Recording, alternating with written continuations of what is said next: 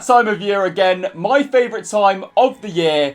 It's my Christmas. It's kit release season. Yes, here we are then. My top 10 kits for the new 22-23 season. I'd say about 60% of the kits so far have been released. You need to factor in, not every club has released their kit yet. Clubs are going to release 3rd, 4th, 5th, 6th, 7th, 8th, 9th, 10th, 11th, 12th, 13th, 14th, 15th, 16th, 17th, 18th, 19th, 20th. 86 kits this season. However, now feels like a good time to do my initial list. Of course, when all the kits are released for England, I'll do the 92 from worst to best. And also, I know a few other channels do ranking every Champions League kit.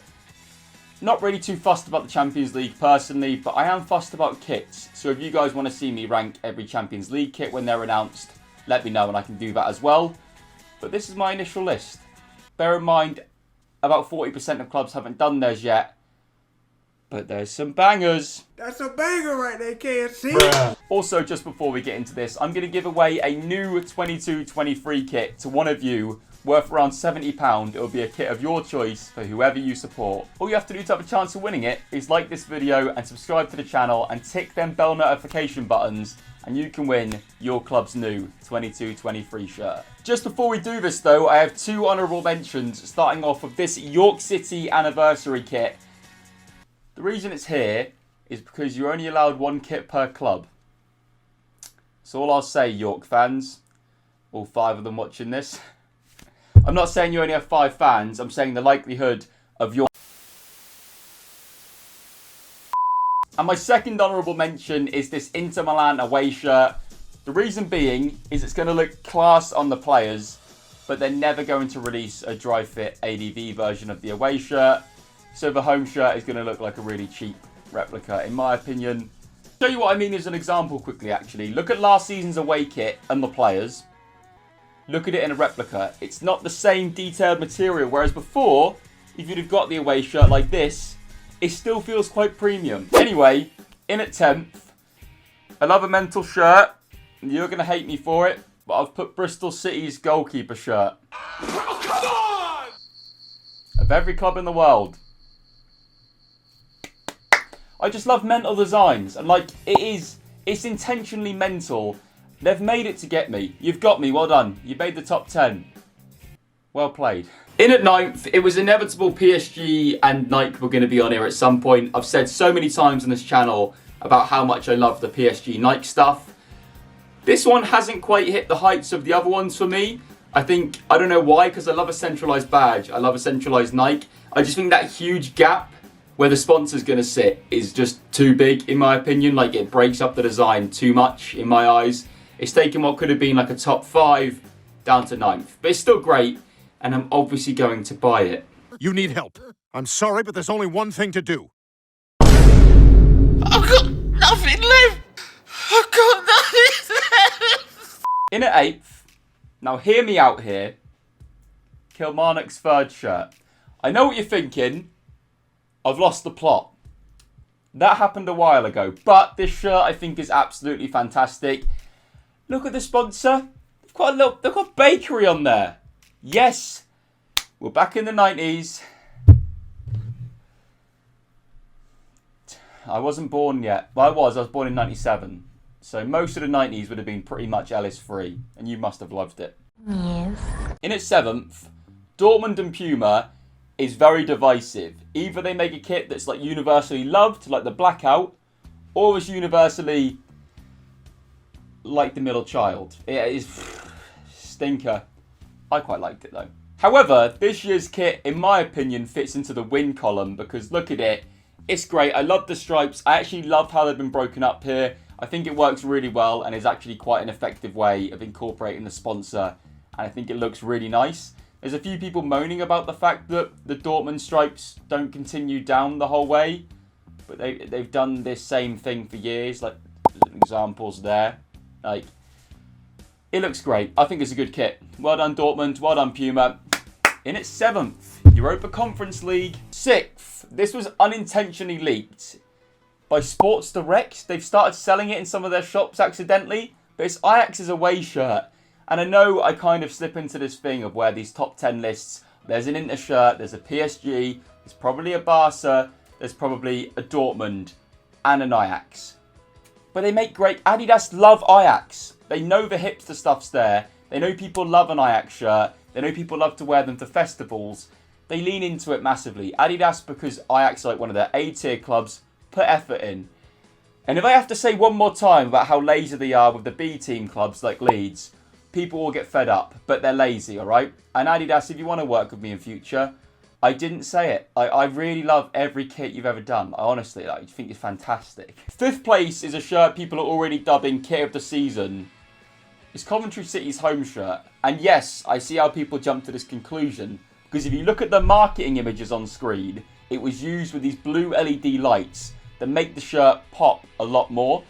And the shirt's still great, but if you look at it without that marketing lighting, it doesn't look as great, does it? It's still a great shirt and it still made my top 10.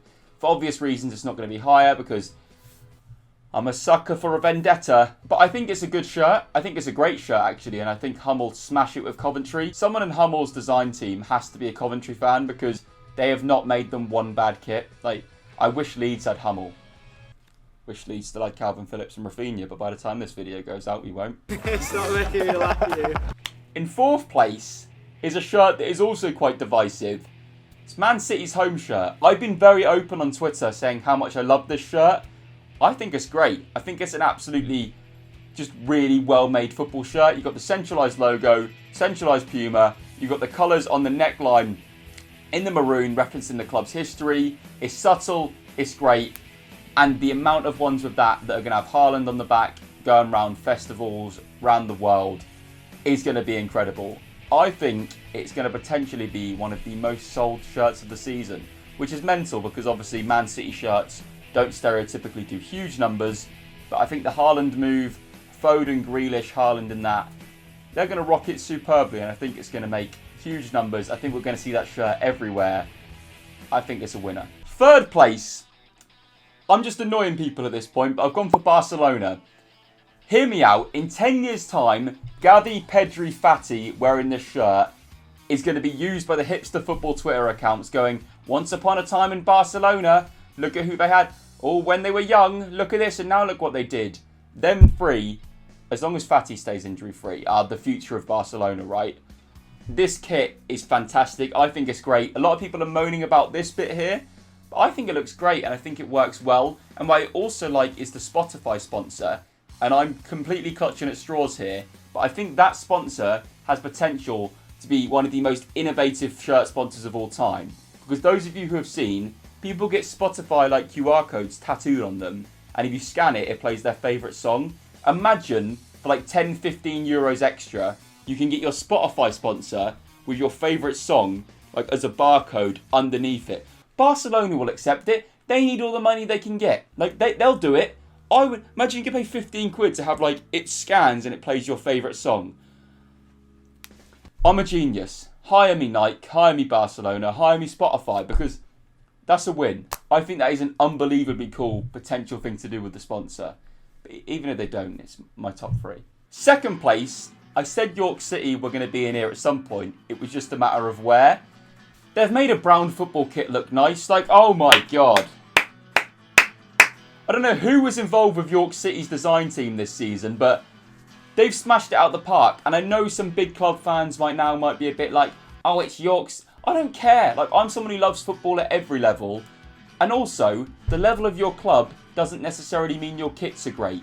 Because look at the Real Madrid ones from this season. They're stinkers. I would rather have this York one any day of the week. It's just fantastic. Look at the images on screen. I think it's an absolute win, in my opinion. Like, my 2nd place, and I think it was very nearly 1st.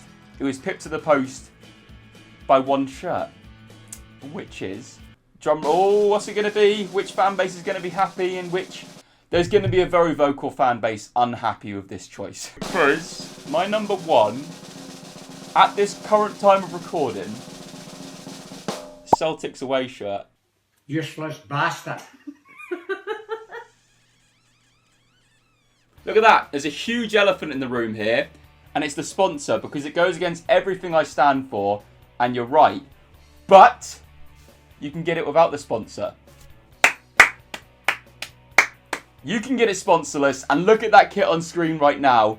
And I'm someone who in the past has said, I'm not really too keen on Celtic kits. So for that to blow me away in the way it's just, like, I did not expect it at all, but I love that kit. I love the badge, I love the detailing, I love the design. I think it is fantastic. It's my kit of the year so far. And the fact you can get it sponsorless, they've given the fans an option. And I know a lot of people hate me for this, and it's like, just get over it.